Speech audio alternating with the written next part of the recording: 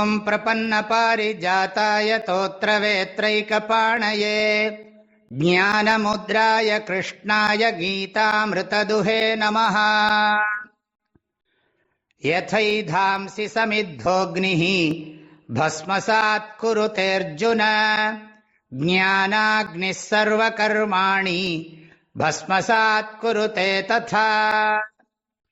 பகவான் ஸ்ரீகிருஷ்ணர் ஞானத்தினுடைய பலன் கர்மநாசகா அப்படின்னு இந்த ஸ்லோகத்தில் உபதேசம் பண்றார்.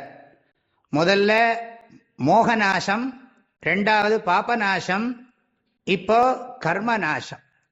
ஞானமானது மோகத்தை அழித்து விடுகிறது. எப்பேற்பட்ட பாபங்களாக இருந்தாலும் சமஸ்த பாபங்களையும் ஞானமானது நீக்கி விடுகிறது. இப்ப இந்த ஸ்லோகத்தில் எல்லா கர்மங்களையும் அழித்து விடுகிறது.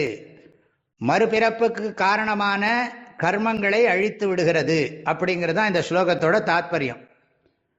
அதுக்கு சொல்லுகிறார் பகவான். முதல்ல எக்ஸாம்பிள் சொல்றார் முதல் வரியில, யதைதாம்சி சமித்தோக்னிஹி பஸ்மசாத் குருதேர்ஜுன. அர்ஜுனா, யதா எப்படி, சமித்தா அக்னிஹி நன்றாக எரியக்கூடிய அக்னியானது, ஏதாம்சி எரிக்க வேண்டிய பொருள்களை, அதாவது விறகு கட்டைகளை, அது மாதிரி பொருள்களை எல்லாம் பஸ்மசாத் குருதே சாம்பல் ஆக்கி விடுகிறதோ, சாம்பல் தன்மையை அடையும்படி ஆக்கி விடுறது. விறகு கட்டைய நெருப்பானது சாம்பல் ஆக்கி விடுறது. அது மாதிரி ஞானாக்னிஹி ஞானமாகிய நெருப்பு. அந்த எக்ஸாம்பிள்ல சமித்தா அக்னின்னு சொல்லியிருக்கார், நல்ல புகையில்லாத நெருப்பு.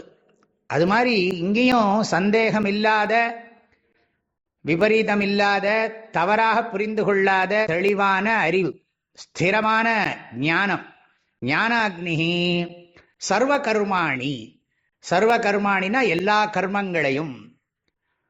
இந்த இடத்துல ஆகாமி கர்மா, சஞ்சித கர்மா, பிராரப்த கர்மா. சஞ்சித கர்மாங்கிறது பல மனித ஜென்மாக்கள்ல நாம பண்ணியிருக்கிற புண்ணிய பாபங்கள்.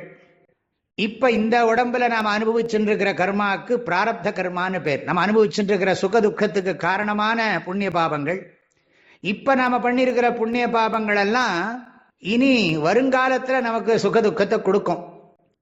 ஆக இந்த எல்லா கர்மங்களையும் நாம செஞ்சிருக்கிற மனசால பண்ணின புண்ணிய பாபம், வாக்கால பண்ணின புண்ணிய பாபம், உடம்பால பண்ணின புண்ணிய பாபங்கள், இது எல்லாவற்றையுமே இந்த ஞான நெருப்பு, அகம் அகர்த்ரு பிரம்ம அஸ்மி, அபோக்திரு பிரம்ம அஸ்மி, நான் எந்த செயலையும் செய்யாத பிரம்மமாக இருக்கிறேன், நான் எந்த பலனையும் அனுபவிக்காத பிரம்மமாக இருக்கிறேன் அப்படிங்கிற ஒரு தெளிவான அறிவானது, அறிவு நெருப்பானது, அறிவு தீயானது, சர்வ கர்மாணி. அதை எஞ்சுவினை, நடவினை, வருவினைம்பாங்க. சஞ்சித கர்மாவை எஞ்சுவினைன்னு தமிழ்ல சொல்ற பழக்கம், பிராரப்த கர்மாவை நடவினைன்னு சொல்ற பழக்கம். அதே மாதிரி ஆகாமி கர்மாவை வருவினைன்னு சொல்றது வழக்கம். ஒரு நெல்லு குதிர் இருக்குன்னு வச்சுப்போம். அந்த காலத்துல நெல்லு குதிர்லாம் உண்டு. இதெல்லாம் கிராமங்கள்ல போய் பார்த்தா தெரியும். நெல் அறுவடை செய்யற இடத்துல தெரியும். சில பேர் ரூம் மாதிரியே கட்டி வச்சிருப்பாங்க. விளைஞ்ச நெல்லெல்லாம் அதுக்குள்ள கொட்டிடுவாங்க.